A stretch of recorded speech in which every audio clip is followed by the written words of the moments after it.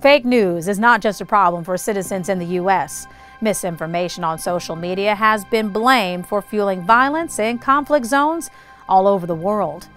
There are certain definitions that we have around calling for violence. The danger of hate speech online has been particularly noted in South Sudan.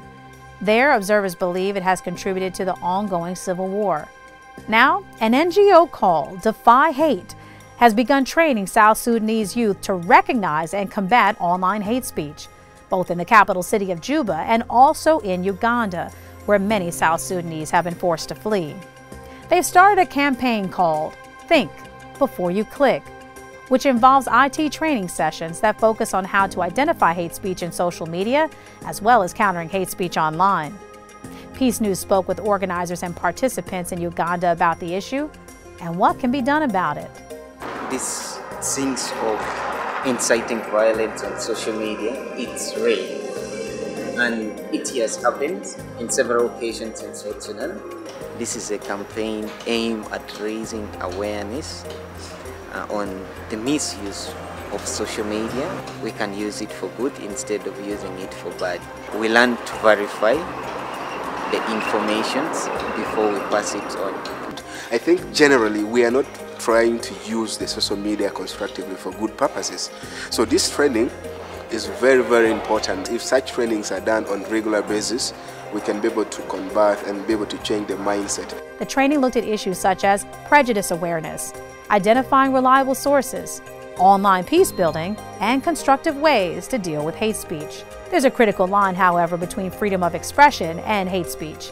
The team at Defy Hate covers this in their training. We don't stop. You have your choice, your opinions to say things. We respect that. There's always a freedom of expression to anyone. But how do you use that opportunity that is being given to you? Do you use it correctly or use it to incite violence? To help organizers like Defy Hate monitor and counter hate speech online, Peace Tech Labs have been tracking hate speech in South Sudan and have come out with a list of terms that are likely to incite violence. One of those terms is MTN, which is a mobile phone company in South Sudan and elsewhere in Africa. And MTN was used as a derogatory reference to the Dinka tribe, and basically referencing allegations that they're land grabbers and have a disproportionate share of political influence in South Sudan.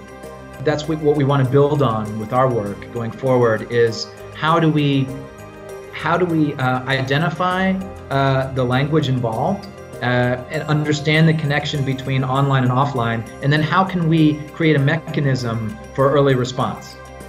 Participants told us that another reason they signed up for Defy Hate's training was to change the perception of the South Sudanese themselves. They aim to show the world that the people on the ground are working towards solutions and are building unity between divided groups. Many people have spoke a lot of things about us, about South Sudan, which are really bad, but it's time for us to rewrite the narrative and have something better for South Sudan. I'm Sophia Songhai, and you're watching Peace News Network.